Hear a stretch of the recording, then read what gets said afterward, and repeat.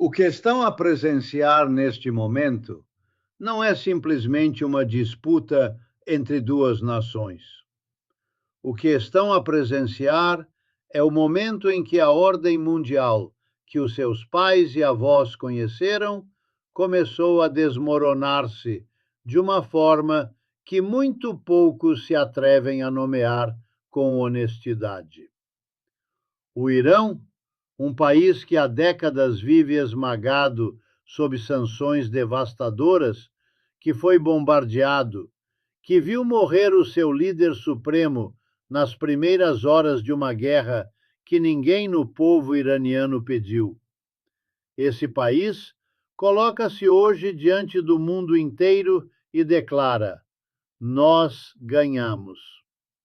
E o mais perturbador, o mais incômodo, para aqueles que construíram a sua identidade política em torno da ideia da supremacia americana, é que há analistas sérios, economistas, especialistas em geopolítica de instituições como o Carnegie Endowment e o Council on Foreign Relations que estão a dizer em voz baixa, mas com uma clareza notável, que talvez o Irão tenha razão. É precisamente isso que precisamos de analisar hoje com a profundidade e a honestidade que este momento histórico exige.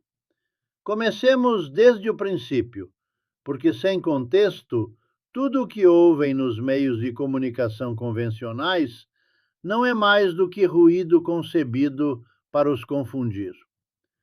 A 28 de fevereiro de 2026, os Estados Unidos e Israel iniciaram ataques coordenados contra o Irão sob o nome de Operação Fúria Épica.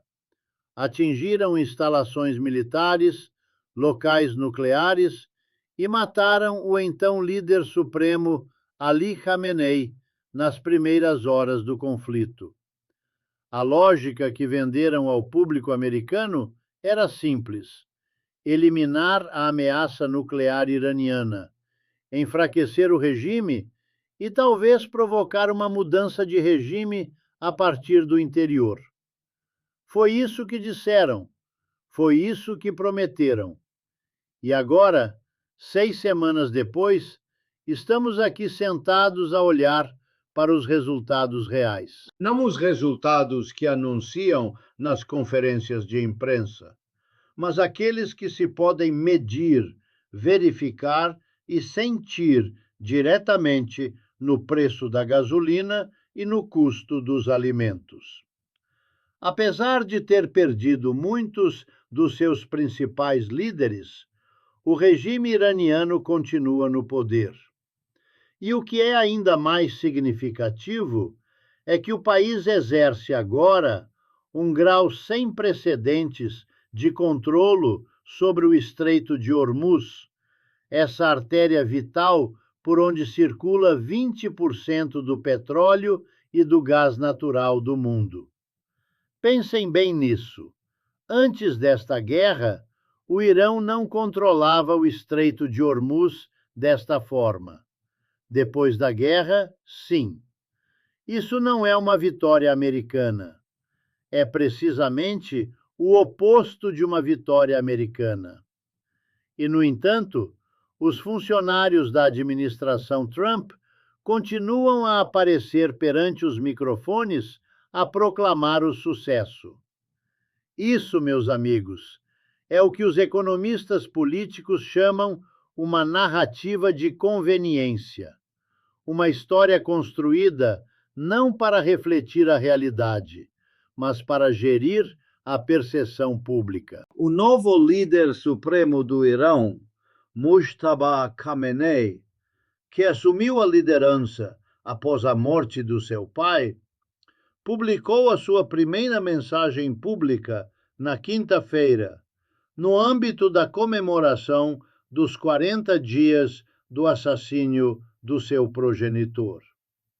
Nessa mensagem, declarou que o Irão é o vencedor definitivo da guerra e anunciou que o país levará a administração do Estreito de Hormuz a uma nova etapa durante as negociações com os Estados Unidos. Isso inclui, potencialmente, a cobrança de portagens aos navios que passem pelo estreito, o que manteria os preços energéticos globais elevados indefinidamente. E quando falamos de portagens, não estamos a falar de valores simbólicos.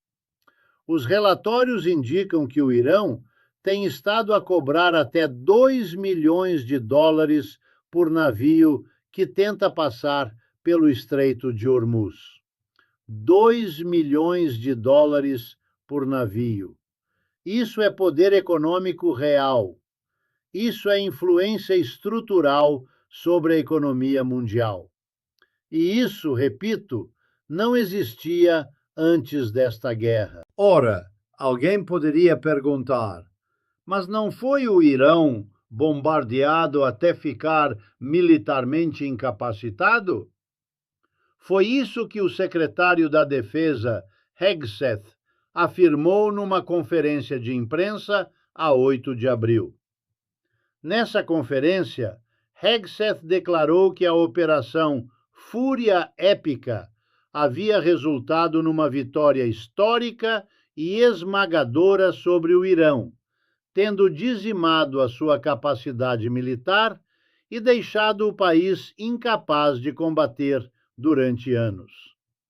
Mas, simultaneamente, nesse mesmo dia, o Irão fechou novamente o Estreito de Hormuz, depois de Israel ter continuado a atacar alvos do Hezbollah no Líbano.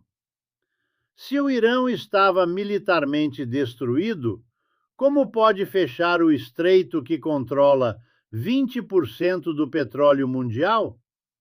Existe aí uma contradição fundamental que os meios convencionais não querem explorar, porque explorá-la significaria fazer perguntas incômodas àqueles que detêm o poder. Apenas 2 navios passaram pelo Estreito de Hormuz num dos dias após o cessar-fogo, segundo dados de rastreamento marítimo da S&P Global Market Intelligence. Nenhum deles era um petroleiro ou gaseiro. Antes da guerra, entre 130 e 160 navios transitavam pelo estreito todos os dias, transportando petróleo, gás, fertilizantes e outros produtos energéticos para os mercados globais. Isso representa uma redução de praticamente 100%. O estreito está efetivamente encerrado e o mundo inteiro está a sentir isso. Os preços do petróleo estão novamente a roçar os 100 dólares por barril. As famílias americanas estão a pagar por isso nos postos de abastecimento. As famílias latino-americanas nos Estados Unidos estão a pagar por isso nos supermercados, porque o custo do transporte de alimentos sobe quando o preço do petróleo sobe. Isto não é geopolítica abstrata. Isto é o dinheiro nos seus bolsos, ou, mais precisamente, o dinheiro que já não está nos seus bolsos. Falemos agora do cessar-fogo, porque esse é o elemento central do que está a acontecer esta semana. Trump anunciou na noite de 7 de abril que havia acordado suspender os bombardeamentos e os ataques ao Irão por um período de 2 semanas, com a condição de que o Irão reabrisse o Estreito de Hormuz. Apenas algumas horas antes, havia ameaçado que uma civilização inteira morreria nessa noite se Teherão não cumprisse as suas exigências. Essa é uma linguagem de uma brutalidade que nos deveria fazer parar a todos. Uma civilização inteira morrerá esta noite. É o presidente dos Estados Unidos a falar de 80 milhões de pessoas. E depois, algumas horas mais tarde, anuncia o cessar-fogo. O que aconteceu aí? O Paquistão interveio. O primeiro-ministro Shehbaz Sharif e o marechal de campo Azim Munir mediaram para que Trump recuasse. A potência militar mais poderosa da história da humanidade precisou que o Paquistão interviesse para evitar que atacasse outro país. Isso também diz algo sobre a estrutura de poder no mundo em que estamos a viver. O Conselho Supremo de Segurança Nacional do Irão emitiu uma declaração contundente que confirmou o cessar-fogo, mas que também retratou o acordo como uma vitória própria. Transmitimos boas notícias à grande nação do Irão.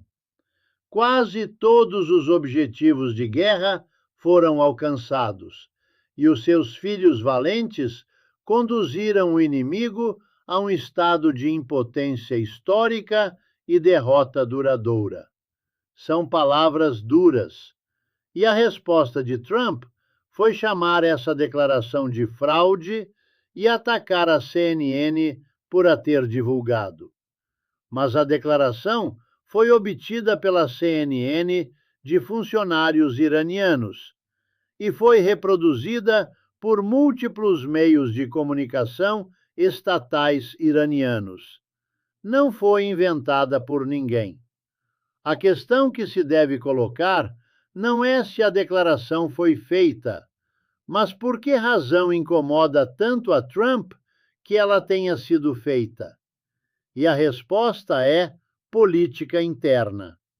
Trump precisa de vender a sua base que ele ganhou. E quando o Irão diz que ganhou, isso complica seriamente a narrativa. Aaron David Miller, investigador sênior do Carnegie Endowment for International Peace e ex-assessor para o Médio Oriente para secretários de Estado, tanto republicanos como democratas, disse diretamente: se a guerra parasse amanhã, isso constituiria uma derrota estratégica histórica para os Estados Unidos, especialmente por ter sido uma guerra de escolha. Uma guerra de escolha. Ninguém atacou os Estados Unidos. Os Estados Unidos escolheram livremente iniciar esta guerra. E o resultado, segundo os próprios especialistas do establishment americano, é uma derrota estratégica.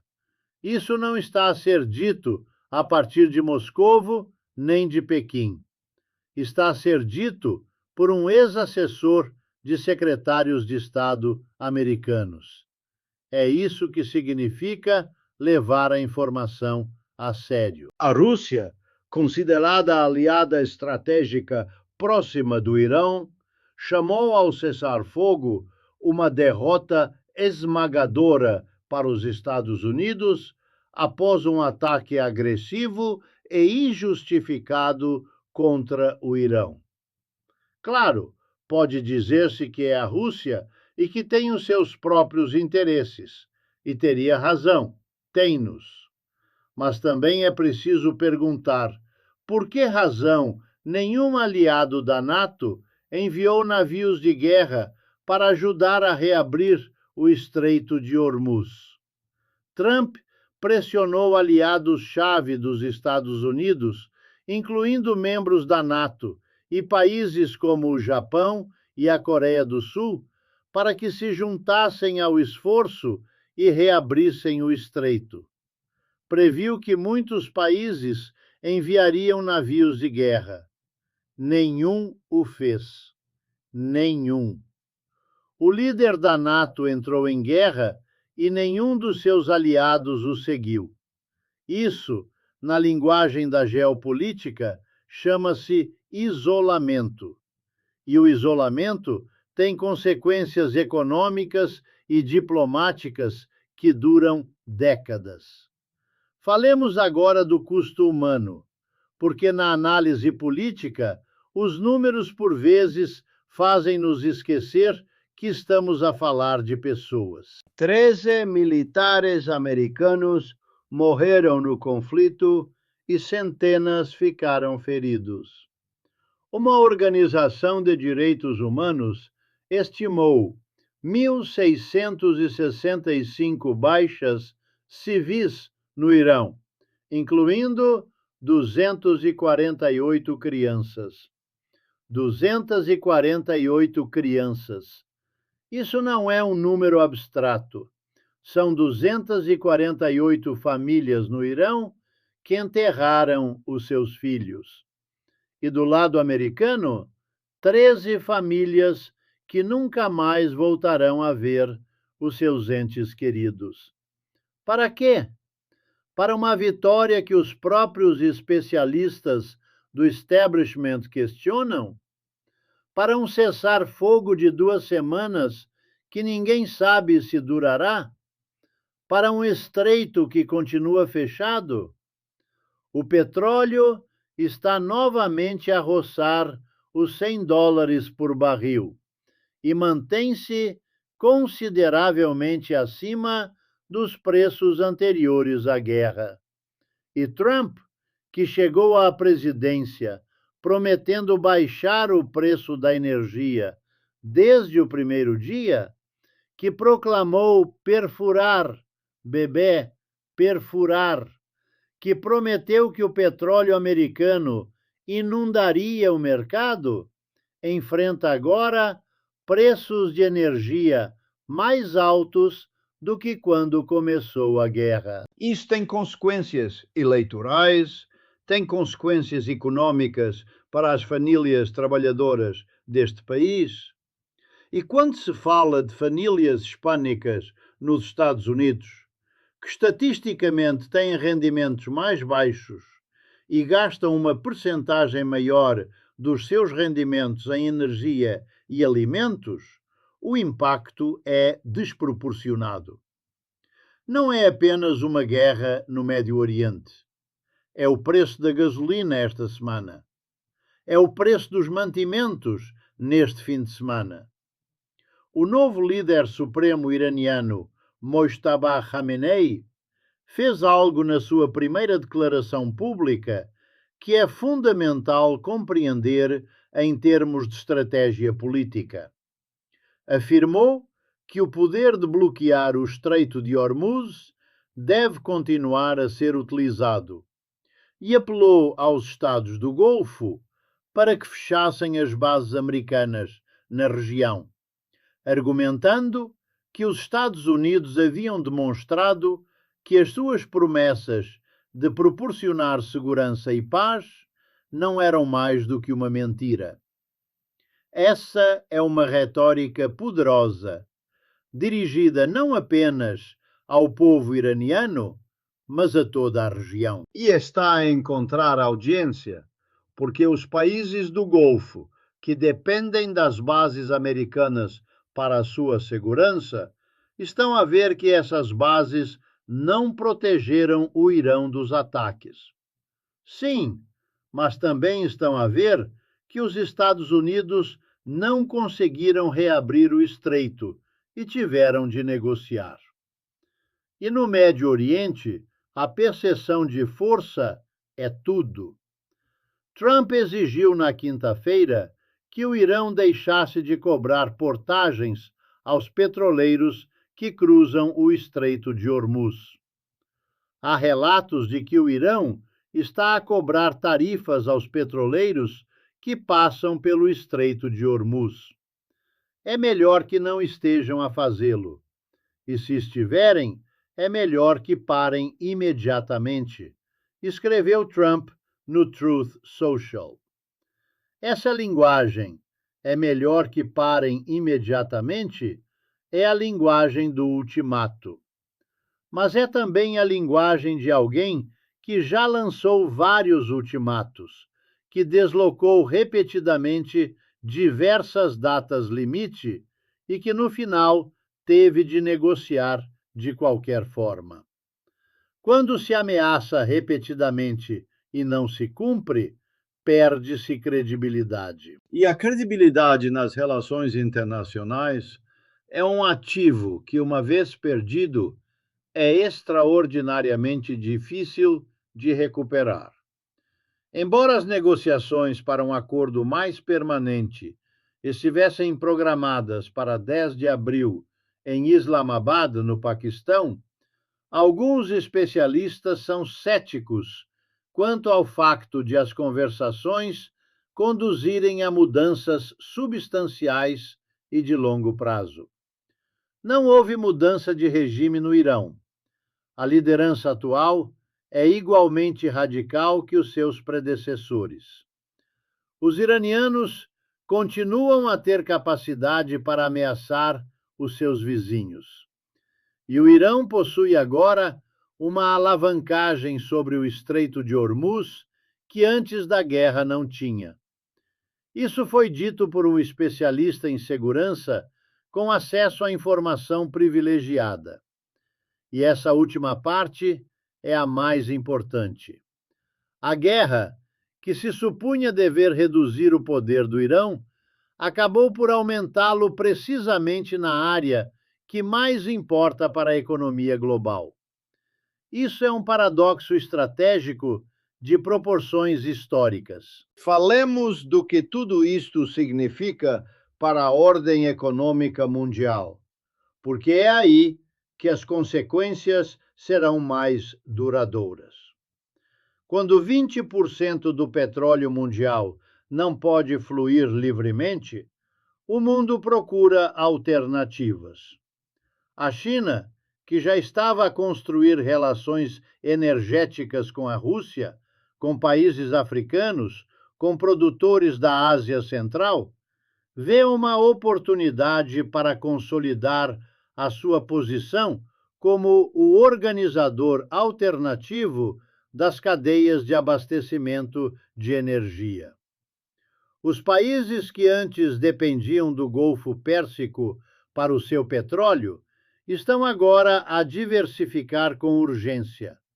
E cada vez que diversificam, estão a reduzir a centralidade do dólar nas transações energéticas globais. Porque grande parte do comércio de energia que passava pelo Estreito de Hormuz era realizado em dólares americanos.